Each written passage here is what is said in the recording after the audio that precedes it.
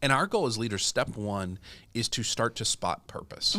Before we can really inspire our people with it, we need to see it. And the goal is eventually we build that muscle so strong that we see it in real time.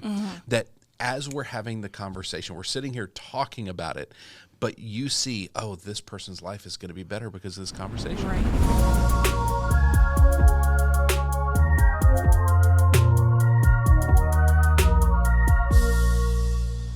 Hey, everybody. Welcome to the Leader Lab. This is Leadership Shorts. Quick thoughts to help you level up your leadership. My name is Chad Wright. I'm the founder of Forward Partners, and I'm joined, as always, by my partner in podcasting, Emily Grace Deal. Emily, what are we talking about today?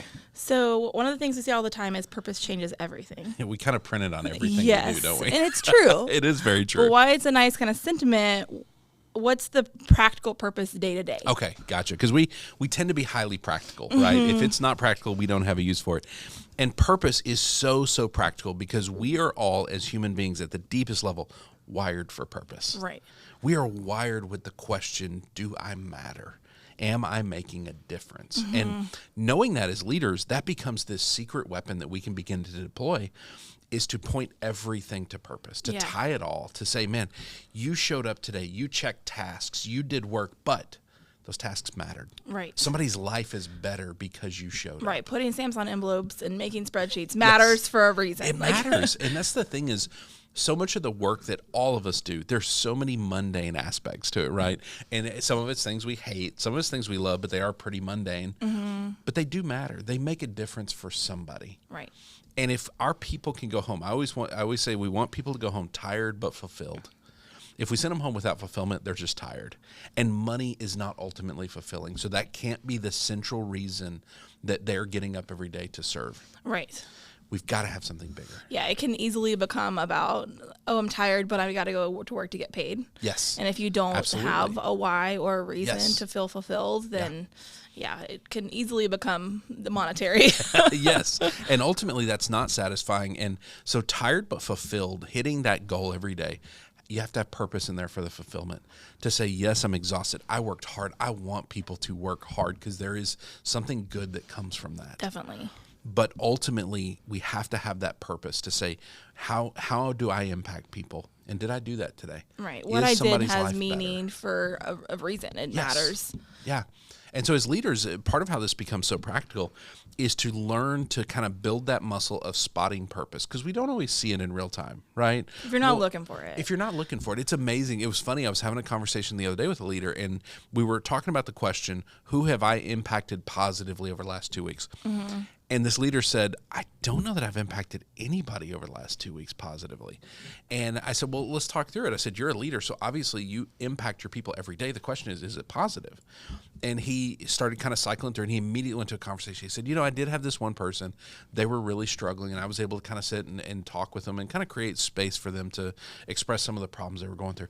I said, that's a huge positive impact. Right. We have a base need to be heard, and you created that. Being able to listen is important. Well, I think a big piece of that is that whenever we ask, like, how did you impact someone else? It's harder than how are you impacted, right? Because you can see that when you feel it, and it's hard to always notice when you're helping someone else or how you impacted someone else's life. But that's so important too. They're both big pieces of it. They are. They're huge. And our goal as leaders, step one, is to start to spot purpose.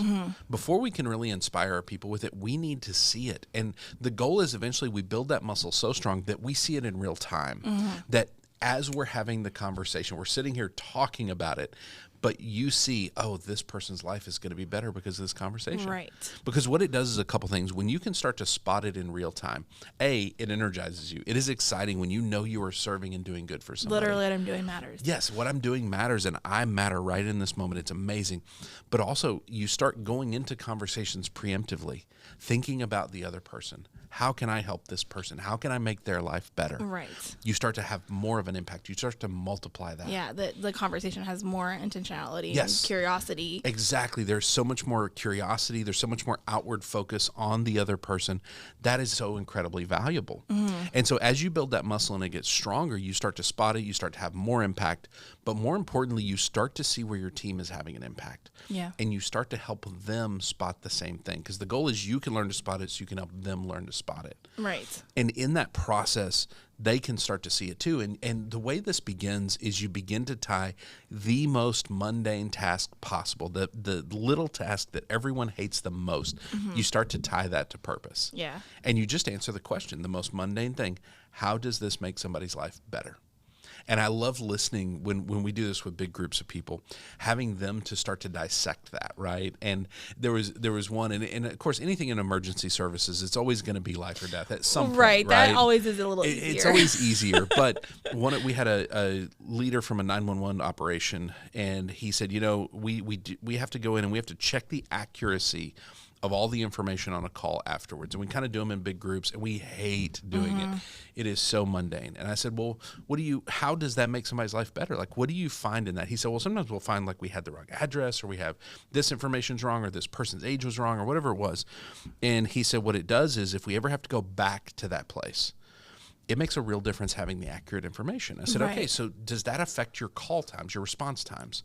So if you have the wrong address for somebody or some wrong information, does that make the response time longer? He said, potentially, yeah. Yeah. And I said, when we're talking response times, man, that's so life and death. So it seems so mundane that you switch some numbers around or something, yes. But if it gets someone there faster, that literally can be life-saving to have accurate spreadsheets. And on their end, they are sitting there staring at a spreadsheet.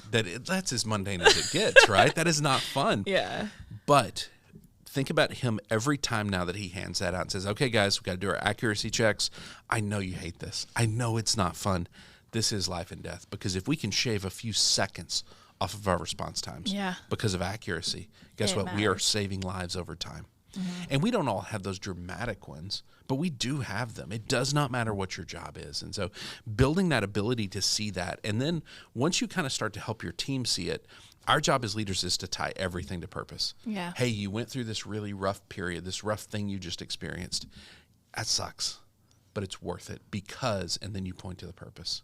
You point to the impact. The reasons, the why, yeah. Yes. Or we had this really good thing happen. Guess what? That got us further up the mountain towards the impact we have. We did good.